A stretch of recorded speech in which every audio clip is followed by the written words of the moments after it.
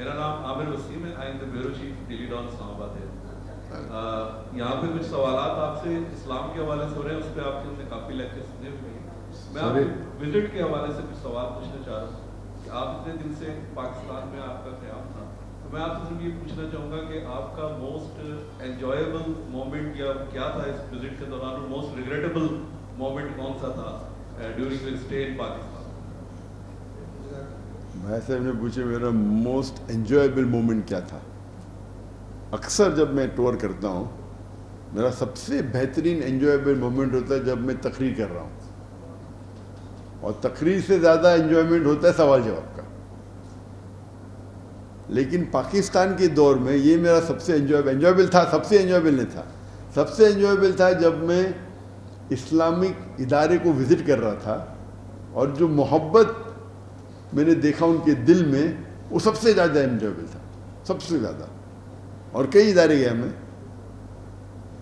تبلیغ جماعت کی رائیونڈ گیا, جامعۃ اشرفیہ گیا, اہل حدیث کے مرکز گئے, اور جہاں بھی گئے ماشاءاللہ.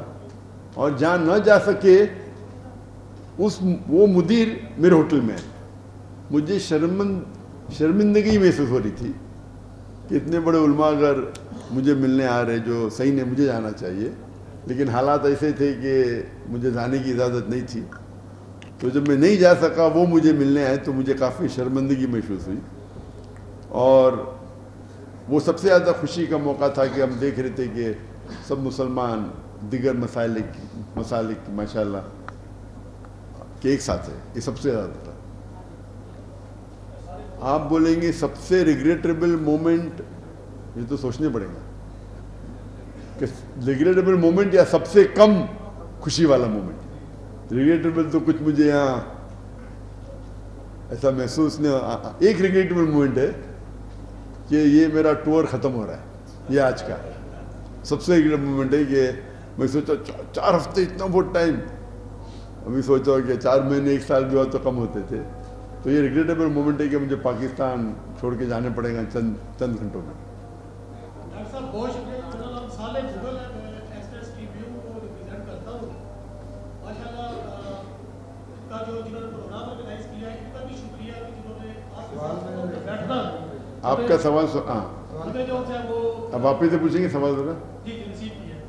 سوال میرا یہ ہے کہ آپ دنیا بھر میں لیکچر دیتے ہیں, اسلامک اسکالر ہیں, آپ ہر عمر کے فرد کو ٹچ کرتے ہیں. اس میں یوتھ بھی ہے, بزرگ بھی ہے, بچے بھی ہوتے ہیں. پاکستان سے بھی آپ نے یہ سارا کچھ کیا. پاکستان کے یوتھ کو آپ کہاں دیکھتے ہیں, دنیا کے ساتھ اس کو کافی جائزہ کریں. تو جو آپ کا انٹریکشن رہا یوتھ کے ساتھ خاص طور پاکستان میں, اس کے حوالے سے اپنا تجربہ بتائیے. بھائی صاحب کا سوال تھا کہ میرا میسیج خصوصاً پاکستانی نوجوان یوتھ کے لیے کیا ہے. جہاں تک کہ پاکستانی یوتھ کا سوال ہے, مجھے لگا کہ ان میں پیشن اور جذبہ زیادہ ہے بنسبت عام یوتھ سے, عام نوجوان سے.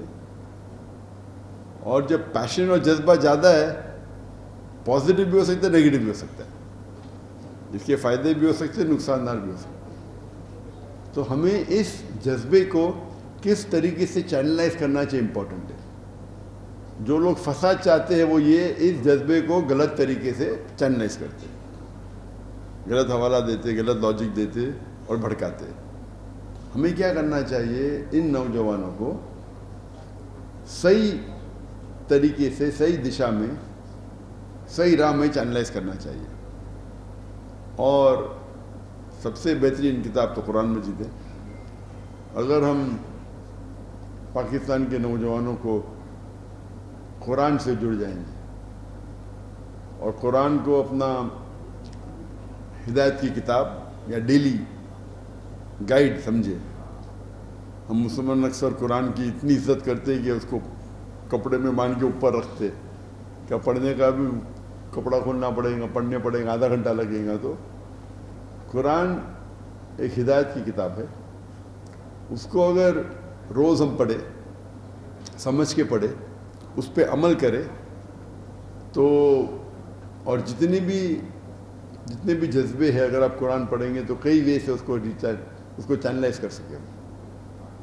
تو اس کا اگر ہم صحیح طریقے سے استعمال کرے تو مجھے امید ہے کہ پاکستان اور پاکستان کی امہ اچھے ہائٹس اونچائی پہ پہنچیں گے انشاءاللہ.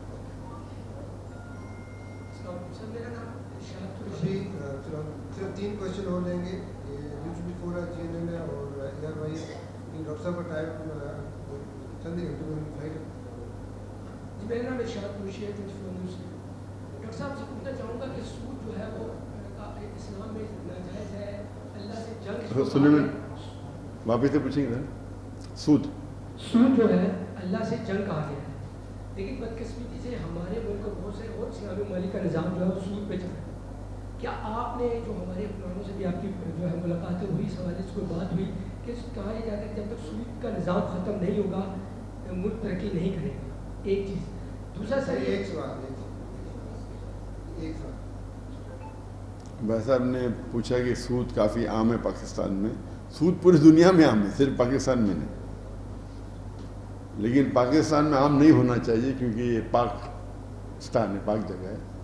اللہ تعالیٰ سود کا جو حوالہ قرآن مجید میں 8 جگہ سے کرے, اور قرآن سورہ بقرہ سورہ نمبر 2 آیت نمبر 279 میں اللہ تعالیٰ فرماتے اگر آپ سود کو نہیں چھوڑیں گے تو اللہ اور اللہ کے رسول آپ پہ جنگ کا اعلان کرتے ہیں. تو سود صرف ایک گناہ کبیرہ نہیں, عظیم گناہ کبیرہ ہے. شراب پینا گناہ کبیرہ ہے, لیکن اللہ تعالیٰ یہ نہیں فرماتے کہ اللہ اور اللہ کے رسول آپ سے جنگ کریں گے, وہ بھی گناہ کبیرہ ہے. لیکن سود ایسا گناہ کبیرہ ہے جو عظیم گناہ کبیرہ ہے. اور اللہ کے رسول فرماتے ہیں کہ اس کئی قسم سود کے سب سے نیچے والا جو درجہ ہے وہ ایسا ہے کہ آپ اپنے والدہ کے ساتھ زنا کرتے. تو سود حرام ہے اور معاشرے میں نہیں ہونا چاہیے. لیکن دیکھیں گے پوری ورلڈ کی اکانومی کنٹرولڈ ہے, یہودی کنٹرول کر رہے تھرو دا بینکنگ سسٹم. تو میرا یہ کہنا ہے کہ اگر مہینے کے اوور نائٹ آپ اس کو ہٹا تو نہیں سکتے, تو میرا یہ ان سے کہنا ہے کہ انکریز دا اسلامک بینکنگ کو اور انکریز کرو.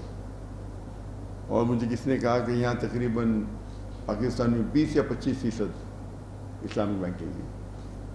آپ دیکھیں گے ملیشیا میں, یہاں کی پاپولیشن 97% مسلم ہے, ملیشیا کی پاپولیشن 63% مسلم ہے, اور وہاں جو Islamic banking is much higher than Pakistan. حالانکہ کم ہونا چاہیے, 63% ہے. یہاں کی تعداد بھی زیادہ ہے, وہاں کی تعداد کم ہے, تقریباً 30-32 ملین ہے. تو اگر آپ پروموٹ کریں گے اسلامک بینکنگ کو تو انشاءاللہ جتنا پروموٹ کریں گے اتنا سود کا نظام کم ہوتے جائے گا. میری ہمیشہ یہ رائے ہے کہ جتنے بھی ٹاپ 500 کمپنیز ہے, لسٹڈ کمپنیز, وہ کبھی لون لیتے ہی نہیں, قرض نہیں لیتے. دا ڈیٹ فری کمپنیز, جتنے بھی بڑی کمپنی, وہ profit and sharing IPO float کرتے. تو میں ہمیشہ کہتا ہوں مسلمان سے لون لو ہی مت, بیسٹ ہے. لیکن لون لینے کی مجبوری پڑ گئی تو لاسٹ ریسورٹ جیسا آپ اسلامک بینکنگ سے لے سکتے. لیکن دیکھیے کہ شریعہ بورڈ پہ معتبر علماء ہیں, اور آپ کے ملک میں جو اسلامک اکنامکس کے جو دنیا کے ماہر ہیں, مفتی تقی عثمانی صاحب یہاں ہیں, وہ ہے. تو اگر معتبر علماء ہے اس شریعہ بورڈ پہ تو آپ اس اسلامک بینک میں ایز اے لاسٹ ریسورٹ. یہ کہنا کہ اسلامک بینک اور کنونشنل بینک یکساں ہے, یہ بالکل غلط ہے. جو لوگ کو اسلامک اکنامکس کے بارے میں پتہ نہیں ہے وہ ایسا کہتے ہیں. یہ بات الگ ہے کہ کیونکہ اتنی بینکنگ سسٹم جو کنونشنل بینکنگ سسٹم اتنی عام ہو چکی, کہاں نہ کہاں جا کے اوپر ملاوٹ ہوتی ہے. تو 100% میں تو 90% تو اسلامک ہے. اور جتنا ہم پروموٹ کریں گے, جتنا گورنمنٹ اس کو سپورٹ کرے گی, اتنا پرسنٹیج جو اسلامک بینکنگ کا بڑھتے جائے گا. تو یہ ایک چیز ہے کہ ہم اسلامک بینکنگ اور پروموٹ کریں تاکہ یہ سود کا نظام مٹ جائے. اور یہ جو ون آف دا ریزن جو ہے یہ کنٹرول کر رہے یہودی 2 ہے, ایک ہے سود کے بینک اور دوسرا میڈیا ہے, اور ہم دونوں میں کمزور ہے مسلمان. सूद में तो कमज़ोर होना चाहिए, लेकिन इस्लामिक फाइनेंस होना चाहिए sir, alternative. And second is media. अगर दोनों पे हम तवज्जो दें और महारत रखें तो इंशाअल्लाह will be on top of the